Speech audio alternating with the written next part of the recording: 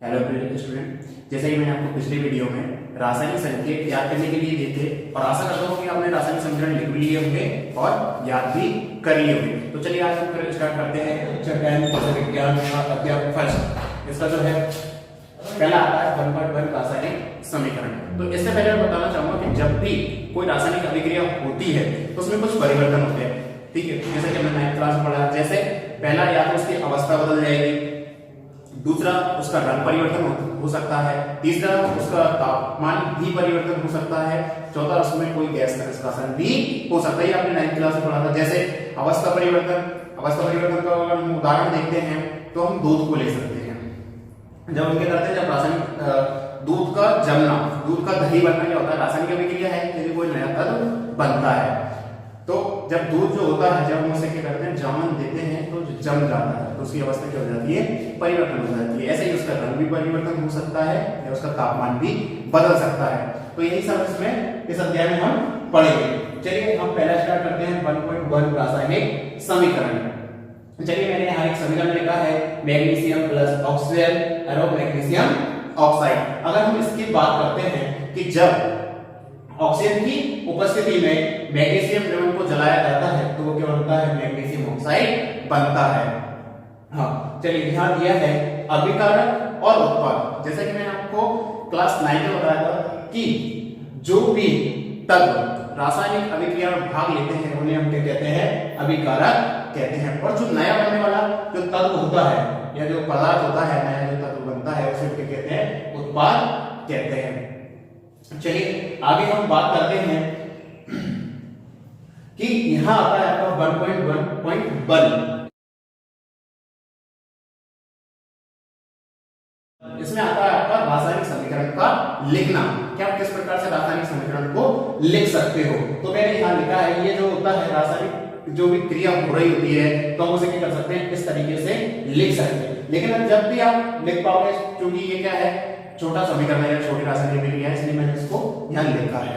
जब कोई बड़ी रासायनिक अभिक्रिया होती है तो उसमें बहुत सारे तत्व जो होते हैं भाग लेते हैं अभिकारक, और जो तत्व बनते हैं, नए जो उत्पाद बनते हैं वो भी बहुत सारे हो सकते हैं। तो हो सकता है कि वो क्रिया क्या हो जाती है, बड़ी हो जाती है। उसे इस प्रकार से लिखना क्या होता है, कठिन होता है या मुश्किल हो सकता है। तो इसके लिए हम क्या करते हैं, रासायनिक समीकरण को इस प्रकार से लिखते हैं, जैसा Mg plus O2, magnesium Mg, oxygen O2। क्योंकि जो ऑक्सीजन जो होती है वो अपने पास दो परमाणु रखती है, उसे हम द्वि परमाणु में कहते हैं। ये आपने 9th क्लास में पढ़ा था, इसलिए मैंने क्या लिखा है, उसे O2 लिखा है।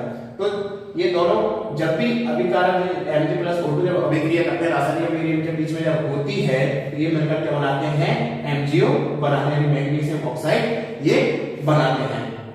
चलिए अब इसमें एक बात और आती है, जब हम कोई रासायनिक समीकरण इस प्रकार से लिख रहे होते हैं तो हमें एक विशेष चीज का यहाँ पे ध्यान रखना होता है। वो क्या होता है कि यहाँ पे हमें देखना होता है कि जो हमने समीकरण लिखा है वो संतुलित है या नहीं। तो आप किस प्रकार दे सकते हैं, वो आप इस प्रकार से देख सकते हैं। आपको सबसे पहले क्या करना पड़ता है, उसके लिए आपको यहाँ परमाणु की संख्या को गिनना पड़ता है कि दोनों तरफ के जो परमाणु हैं वो बराबर है या नहीं। अगर तीर के बाईं ओर और दाईं ओर के जो परमाणु क्रमांक हैं वो बराबर है तो समीकरण संतुलित है, और अगर वो बराबर नहीं है तो समीकरण असंतुलित है। कैसे लिखते हैं वो मैं आपको बताता हूँ। देखिए Mg चूंकि एक ही तत्व है, मैग्नीशियम, अगर यहाँ कुछ नहीं दिया है, कोई परमाणु क्रमांक नहीं दिया है तो हम क्या मानते हैं, यहाँ पे एक मानते हैं, ठीक है। तो यहाँ पे Mg का जो परमाणु द्रव्यमान कितना है, एक है, ठीक है। दूसरा O2 का आपको दिया गया है, वो कितना है आपका, 2। तो हम यहाँ इसको प्लस लगा तो प्लस कर देते हैं और यहाँ पे हम क्या करते हैं, 2 लिख देते हैं। तो अब जब दोनों को ऐड किया जाता है तो कितना हो जाता है आपका, 2 और 1, यहाँ पे आपका 3 हो जाता है, ठीक है। आगे हम बात करते हैं, इस तरफ जो परमाणु द्रव्यमान है वो कितना है, 3 है। और अगर हम इस ओर की बात करें तो आपको Mg का कितना दिया है, 1, O का कितना दिया है, 1। अगर हम दोनों की बात करें तो 1 प्लस 1, यहाँ आपको क्या करना है, प्लस का निशान लेना है क्योंकि दोनों ऐड हुए हैं, जुड़े हुए। तो आपका दोनों का जो परमाणु द्रव्यमान होगा वो कितना होगा, 2 होगा। इस तरफ कितना है, 3, इस तरफ कितना है, 2। यानी कि बात करते हैं यहाँ पे परमाणु द्रव्यमान अभिकारक उत्पाद की और अभिकारक के द्रव्यमान की और उत्पाद के द्रव्यमान की। तो इस तरफ 3 और इस तरफ 2 है, तो ये समीकरण कैसा होगा? असंतुलित समीकरण होगा। चलिए आगे हम इसी में अब आगे हम बात करेंगे 1.1.2। इसमें मैंने यहां लिखा है वही तब उत्पाद तत्वों का कुल द्रव्यमान बराबर अभिकारक तत्वों का कुल द्रव्यमान। ये आपको याद करना है, लिखना। ये जब उत्पाद तत्वों का जो कुल द्रव्यमान होगा वो किसके बराबर होना चाहिए? अभिकारक तत्वों के कुल द्रव्यमान के बराबर होना चाहिए, तभी हम इसे क्या मानेंगे? संतुलित समीकरण मानेंगे। ठीक है, चलिए तो हम आगे बात करते हैं आपके क्रियाकलाप 1.3 की। तो आपको जो क्रियाकलाप 1.3 दिया है आप उसे इस प्रकार से लिख सकते हैं, जैसे जिंक प्लस सल्फ्यूरिक अम्ल arrow zinc sulphate plus hydrogen. जब क्या होता है? जिंक की अभिक्रिया किससे कराई जाती है? सल्फ्यूरिक अम्ल के साथ जब कराई जाती है तो आपका क्या बनता है? जिंक सल्फेट बनता है प्लस हाइड्रोजन गैस उसमें निष्कासित होती है। चलिए हम इसे किस प्रकार शॉर्ट में लिख सकते हैं? ये आप तभी लिख पाओगे जब आपको क्या होगा? संकेत याद होंगे। जैसे जिंक का क्या होता है? Zn होता है। सल्फ्यूरिक अम्ल क्या होता है? H2SO4 होता है। इसके बाद जिंक सल्फेट यहाँ पे उत्पाद है तो आपको जिंक सल्फेट क्या होता है? ZnSO4 प्लस हाइड्रोजन क्या होता है? H2 होता है, क्योंकि हाइड्रोजन क्या होता है? द्विपरमाणुक होता है। जैसे ऑक्सीजन द्विपरमाणुक होता है वैसे ही हाइड्रोजन भी क्या होता है? द्विपरमाणुक होता है, इसलिए हम इसे क्या लिखते हैं? H2 लिखते हैं। चलिए अब बात आती है रासायनिक समीकरण के संतुलित और असंतुलित देखने की। तो यहाँ हम देखेंगे कि Zn का जो परमाणु द्रव्यमान है वो कितना है? 1 है, क्योंकि यहाँ पे कुछ नहीं दिया है तो हम ये क्या मानते हैं? 1 होता है। चलिए Zn का परमाणु द्रव्यमान 1। दूसरा यहाँ H2 लेगा ही है, मतलब हाइड्रोजन का परमाणु द्रव्यमान है वो कितना है? 2 है। अब यहाँ हम बात करते हैं SO4 की। तो SO4 कोई एक तत्व नहीं है, ये दो चीजों से मिलकर बना है। सल्फर प्लस ऑक्सीजन से जो है बनता है SO4। तो आप यहाँ S का कितना लेंगे? 1। सल्फर का जो परमाणु द्रव्यमान होगा वो कितना होगा? 1 होगा। दूसरा यहाँ ऑक्सीजन इसके साथ जुड़ा है तो ऑक्सीजन का परमाणु द्रव्यमान कितना है? 4। तो हम क्या लेंगे? यहाँ पे 4 लेंगे। इनको ऐड करेंगे हम 1 2 3 4 4 4 कितना हो जाएगा? 8 हो जाएगा। आगे हम इस तरफ की बात करते हैं। तो इस तरफ की जब हम बात करते हैं तो यहाँ पे Zn दिया है जिंक, तो जिंक का कितना होगा? 1। फिर वही सल्फर का कितना होगा? 1। O का कितना होगा? 4। H2 का दिया ही है 2, तो हम इनको ऐड करेंगे कितना हो जाएगा? 8। तो दोनों तरफ जो परमाणु द्रव्यमान है वो क्या है? समीकरण में बराबर है। तो हम कह सकते हैं कि जो समीकरण है वो कैसा है? संतुलित है। ये आपका क्रियाकलाप 1.3 का उदाहरण था। आगे हम रासायनिक समीकरण को संतुलित करने की बात करते हैं। तो उसके लिए हम लेते हैं Fe plus H2O Fe3O4 plus H2O। जब यहाँ Fe क्या है? आयन यानी लोहा। जब उसकी क्रिया किसमें कराई जाती है? पानी से। या लोहे को हम पानी में जब छोड़ देते हैं तो क्या होता है? Fe3O4 बनता है प्लस हाइड्रोजन जो गैस होती है वो निष्कासित होती है।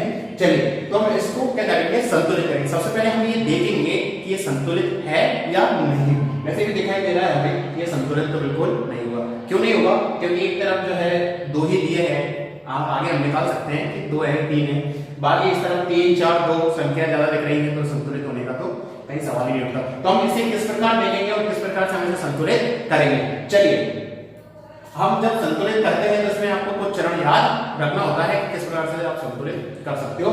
चलिए तो सबसे पहले देखेंगे तो यहाँ दिया है आपका Fe का जो परमाणु द्रव्यमान है वो कितना है आपका? 1। चलिए ठीक है। इसके बाद प्लस दूसरा दिया है H2O हाइड्रोजन और ऑक्सीजन से मिलकर बना है पानी।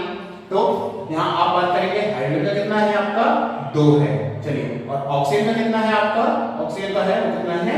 1। अगर आप बात करें तो 1 2 यानी 3 और 1 कितना हो जाता है आपका? 4। यानी इस तरफ कितना है आपका? LHS है कितना? 4 है। अगर हम RHS की बात करें तो यहाँ आपका Fe दिया है 3 प्लस आपका O का दिया है 4 प्लस H का कितना दिया है आपका? जो है आपका 2 दिया है यहाँ पे। चलिए अब इधर देखते हैं तो कितना हो जाता है? 3 4 और 3 7 और 2 जो है आपका 9। यहाँ पे जो है आपका 9 हो जाता है। तो दोनों जो परमाणु द्रव्यमान अभिकारक द्रव्यमान और उत्पाद का द्रव्यमान है वो बराबर नहीं है। तो समीकरण कैसा है? अभी असंतुलित है। तो हम इसको संतुलित करते हैं, तो आप किस प्रकार करते हैं तो हम स्टेप बाय स्टेप आगे सीखेंगे। तो यहाँ पे पहले आप स्टेप फर्स्ट की बात करते हैं, यानी मैंने लिखा है यहाँ पे चरण फर्स्ट। तो सबसे पहले आपको क्या करना है, इस समीकरण को इस प्रकार से लिखना है, Fe plus H2O plus Fe3O4 plus H2। आपको इनको क्या करना है, सबसे पहले उठा करके सबको बॉक्स में बंद कर देना है। मैंने यहाँ पे इनको बॉक्स में बंद कर दिया है। चलिए आगे हम बात करते हैं सेकंड स्टेप की। तो सेकंड स्टेप में आपको क्या करना है, यहाँ जितने भी आपको तत्व दिखाई दे रहे हैं उनको इस प्रकार से लिख लेना है। चलिए यहाँ पे Fe एक तत्व है आयरन, तो मैंने यहाँ Fe लिख लिया। दूसरा मुझे यहाँ H दिख रहा है, तो मैंने यहाँ पे क्या लिख लिया, H हाइड्रोजन।